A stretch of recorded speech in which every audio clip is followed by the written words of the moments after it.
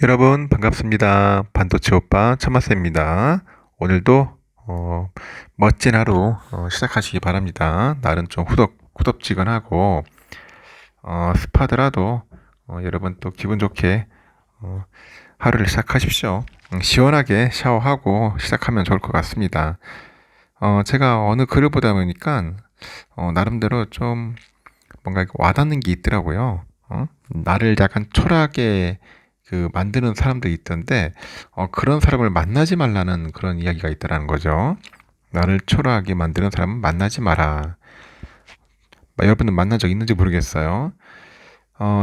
결국 뭐냐면 친구를 잘 사귀라는 겁니다. 친구. 나를 초라하게 만드는 친구가 있다면은 만나지 말라는 거죠. 나를 또 불안하게 만드는 친구도 멀리 하라는 그런 이야기입니다. 너 아직도 그거 안 해? 너 어쩌려고 그래? 이런 말로 나를 몰아붙이는 친구들도 멀리 하는 겁니다. 그럼 내가 제일 좋아하는 친구는 뭐냐? 잘하고 있어. 너는 정말 대단해. 너라면 충분히 할 수 있어. 이런 말들로 내 자신을 근사한 사람으로 만들어주는 그런 친구들, 이런 사람을 곁에 두어야 한다는 겁니다. 그저 그런 사람, 100명을 곁에 두는 것보다는 나의 가치를 높여주는 한 명의 친구를 곁에 두는 것이 인생에서 더 의미가 있다는 겁니다. 나조차 나를 믿지 못할 때조차 내 곁에 머무르면서 뭐 잘하고 있다. 나는 너를 믿는다. 우리 함께 가보자. 뭐 이런 말들로 나를 진심으로 응원해주는 사람들과 함께라면은 그 어떤 고난도 이겨낼 수 있겠죠. 만약 여러분 곁에도 이런 사람이 있다면은 오늘은 그에게 고맙다는 말을 꼭 전해주시기 바랍니다. 알겠죠? 그러면 또 삼성과 관련된 다양한 이야기들 한번 또 전달하도록 하겠습니다. 제가 어제도 이야기했지만 그 트럼프 관련된 이야기들이 좀 많이 들려요. 트럼프가 대통령이 되면 아주 골 때릴 것 같습니다. 일단은 도널드 트럼프의 그 말 한마디 때문에 국내 반도체 주문 이제 휘청거리는 거죠. 여러분 아시다시피 어제 하이닉스가 한 5.36% 빠졌어요. 22만 500원에 거래를 마쳤고 한미 반도체도 5.18% 빠집니다. 15만 9,400원에 장을 마감을 했어요. 삼성도 어제 1.1% 빠졌죠. 86,700원 기록을 했습니다. 다만 삼성의 경우 전날 하반기 5세대 그 메모리죠. 그 HBM3 양산이 이뤄질 것이라는 그 대만 트렌드포스의 전망이 나오면서 그래도 비교적 낙폭이 적은 것 같아요. 그 소식이 안 나왔다면은 또 많이 빠질 수 있었는데 그래도 HBM 만들 것이다. 양산할 거다. 그런 이야기가 좀 있었던 것 같습니다. 이 같은 양상은 트럼프가 그 대만 TSMC에 그 지급하는 그 반도체법 보조금을 문제 삼는 것 같아요. 발생한 것으로 분석됩니다. 근데 제가 볼 때는 결국은 트럼프가 되더라도 보조금은 줄 수밖에 없을 거예요. 이렇게 쇼하는 걸 수도 있어요. 트럼프는 이날 새벽이죠. 전날 새벽에 블룸버그 비즈니스 인터뷰에서 대만이 우리 반도체 사업을 전부 가져갔다. 대만은 엄청나게 부유하다. 지금 우리는 대만이 우리나라에 새로운 반도체 공장을 짓도록 수십억 달러를 주고 있고 이제 그들은 그것도 가져갈 것이다. 이렇게 언급을 했던 거죠. 트럼프 발언 보도 이후 대만 증시에서 TSMC 주가가 전거래 대비 한 2.3% 정도 빠진 것도 그런 영향이 좀 있어요. 시장은 국내 반도체 기업의 2분기 실적 발표를 주시하는 분위기입니다. 하여튼 삼성의 경우는 2분기 확정 실적 발표와 함께 컨퍼런스 콜에서 삼성의 HBM3 인증 소식이 확인될 가능성이 높아가지고 투자들의 이목이 집중이 되고 있습니다. 이제는 삼성의 시간이 좀 다가오지 않을까 개인적으로 예상을 해봅니다. 그 슬립테크라고 있어요. 슬립. 그러니까 이게 수면 기술이라는 것 같은데 이 슬립테크 시장 성장세에 대한 기대감이 지금 현재 큰 상황이에요. 그래서 매트리스하고 가구 기업은 물론이고 보일러, 전자, 통신 기업 등까지 앞다퉈서 슬립테크를 자사 제품에 도입을 하고 있습니다. 각종 전자기기를 활용을 해가지고 이 사용자의 수면의 품질과 패턴을 분석을 해가지고 숙면 솔루션을 제공하는 겁니다. 한국인의 하루 평균 수면 시간이 7시간 41분인데요. OECD 그 국가 평균 8시간 22분에 크게 못 미쳐서 짧은 시간이라도 숙면을 취하려는 수요가 큽니다. 숙면 중요하죠. 이를 공략을 해가지고 기존 제품군을 고도화해서 신규 소비자를 유입시키는 것이 이들 기업의 전략입니다. 일단은 삼성과 LG전자, 경동나비엔, SK텔레콤, 상섬생명 등등 해서 다양한 산업군에 주요 기업이 슬립테크 기술을 도입을 해가지고 기존의 상품 경쟁력을 강화하고 있네요. 삼성은 슬립테크 기업 에이슬립하고 협력을 해서 올 하반기 출시 예정인데 갤럭시 탭 제품에 수면 측정 기술을 탑재할 거고요. 이 에이슬립이 개발한 사용자의 수면 패턴 측정 기술을 내재한 갤럭시 탭 기기를 매트리스하고 인테리어 기업 등의 기업 대 기업이죠. B2B로 공급하는 것이 골자입니다. 각종 건설사에게도 수면 특화 탭을 B2B로 공급을 하는 거죠. B2B로 공급을 해서 빠르게 이제 디지털하고 있는 수면 시장을 선점할 계획인데, 현재 갤럭시 기기 중에서 갤럭시 워치가 수면 단계를 측정해주고 갤럭시 링이 심박수 측정 기능을 제공하는데 갤럭시 탭 기능을 향상시켜서 슬립테크 기술을 전 라인업에 걸쳐 내재화하는 것이 목표입니다. 2020년 설립된 국내 슬립테크 기업의 에이슬립은 태블릿이나 스마트폰 기기에 내장된 그 마이크로 사용자의 숨소리를 포착을 해요. 이를 기반으로 수면 품질을 측정하는 기술력을 가지고 있고, 그 자체 개발한 수면 측정 앱이 있어요. 슬립 루틴. 지난해 세계 수면학회 그 주최 학술 행사에서 국내외 수면 측정 기기 11종을 제치고 가장 높은 성능을 지닌 것으로 평가받습니다. 올 들어서 수면 무호흡증을 진단 보조할 수 있는 그 앱인데, 그 앱 노트렉을 따로 출시해가지고 식약처로부터 보조 의료기기 인허가를 받기도 했어요.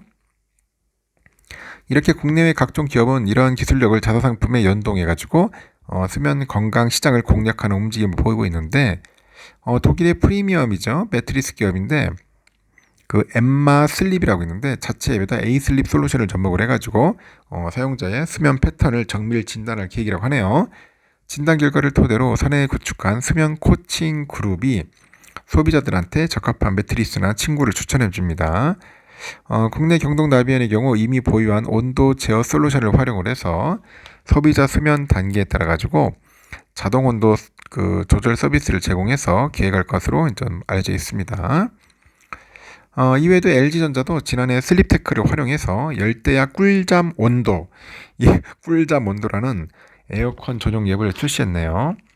사용자 수면 단계에 따라서 온도를 자동으로 조절하는 서비스인데, SK텔레콤은 그 AI 비서죠. ADAS에 슬립테크를 연동했고, 삼성생명은 자사 보험 앱에 수면 측정 기능을 탑재해서 관련 보험 시장을 공략하고 있네요. 이렇게 이제 슬립테크 시장 판이 이제 커지다 보니까 경쟁을 하는 기업도 늘어나고요. 글로벌 1위 알라미의 운영사인데 그 딜라이트룸은 올 들어서 디지털 헬스케어 스타트업 그 사운더블 헬스에 전략적 투자를 집행했습니다. 이 사운더블 헬스는 스마트폰이 수집한 배뇨와 기침 소리 등을 인공지능 AI 기술로 분석을 해서 각종 질환을 측정하는 소리 분석 기술을 개발하는 기업입니다. 이 투자를 바탕으로 딜라이트룸은 사용자 수면 품질 진단 서비스를 출시하면서 슬립테크 시장에 본격 진출을 하죠. 사람들이 하루에 그 시간 3분의 1을 할애하는 그런 수면 시장을 두고 각종 기업이 눈독을 들이는 양상이네요. 대기업과 협력하는 슬립테크 기업 간의 경쟁도 치열해질 것이다. 그렇게 보고 있는 것 같습니다. 참고하시면 좋을 것 같네요.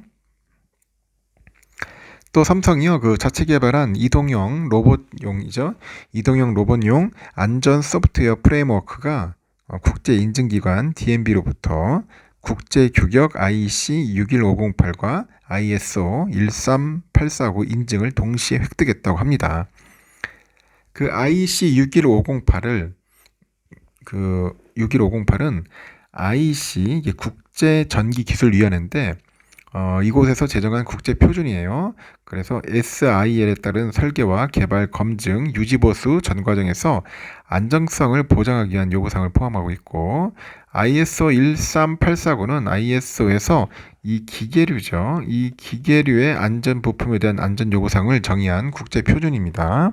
그래서 PL을 통해 가지고 안전 시스템의 신뢰성을 평가를 해요. 삼성은 그 AI하고 그 로봇 기술의 융합 가속화에 발맞춰서 이동형 로봇의 고장과 오작 등으로 인해서 발생 가능한 위험 요소를 그 최소화하는 안전 소프트웨어 프레임워크를 개발했고, 이 프레임워크는 비상과 보호 정지, 충돌 감지, 최고 속도 제한 등 10가지 안전 제어 기능을 제공했고요. 높은 안정성을 인정받아서 로봇 안정 무결성 등급이죠. SIL2 그리고 PL, D 레벨을 획득을 했다고 합니다.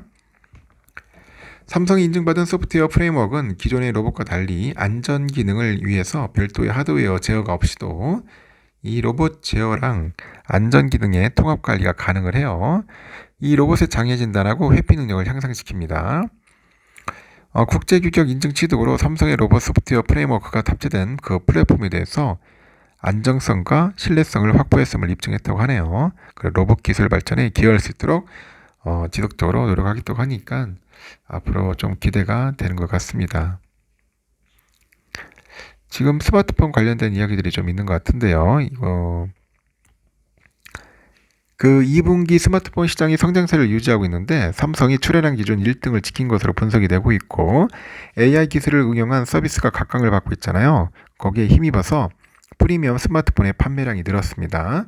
애플이 2등을 유지했고, 샤오미를 비롯해서 중국의 브랜드들이 세계 무대에서 약진을 했어요.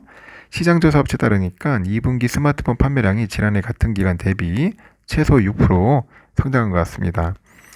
23년 전 세계 스마트폰 그 판매량이 10년 만에 저점을 기록한 것에 따른 기저 효과로 볼 수 있기에 세 곳 모두 점진적 회복이라는 그런 표현을 썼네요. 카운트포인트 리서치 보니까 거의 모든 시장이 성장 조짐을 보이고 있다. 24년 전체로는 시장이 4% 정도 성장할 거라고 봅니다.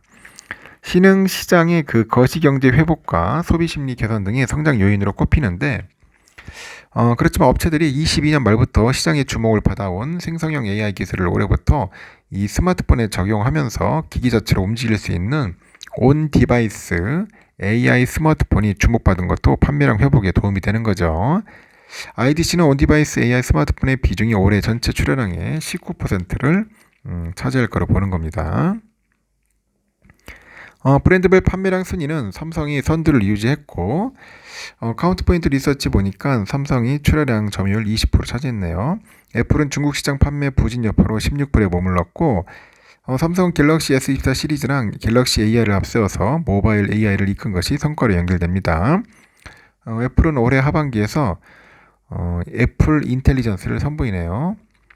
샤오미하고 비보, 오포 등 그 국제 무대에서 성과를 내고 있는 중국 휴대폰 브랜드들이 자리를 좀 잡은 것 같습니다. 가장 눈길을 끄는 애들이 샤오미네요. 2분기 지난해 대비 22% 성장률을 보였고, 점유율도 2% 올렸네요. 삼성 애플이 양분한 한국 시장에도 중저가 브랜드죠. 레드미 노트 13 시리즈 포코 X6 프로를 내놓았습니다. 하여튼 가성비로는 좀 입소문이 나는 것 같습니다. 한국에는 아직까지 중저가폰 이미지가 강해요. 그 샤오미가 프리미엄 시장 공략에도 적극적이더라고요. 올해 초죠. AI 기능을 포함한 샤오미 14 울트라를 글로벌 시장에 공개했는데, 이어서 최신 폴더블 스마트폰 믹스 폴드 4, 믹스 플립의 그 등장을 준비하고 있다고 하는 것 같습니다. 그 폴드 4는 접었을 때 두께가 9.47mm네요. 삼성의 그 Z 폴드 6보다도 얇다. 그런 이야기가 있습니다. 이게 12.1mm니까. 일단 여기까지 하겠습니다, 여러분. 좋은 하루 보내시고 또 다음 시간에 뵙도록 해요.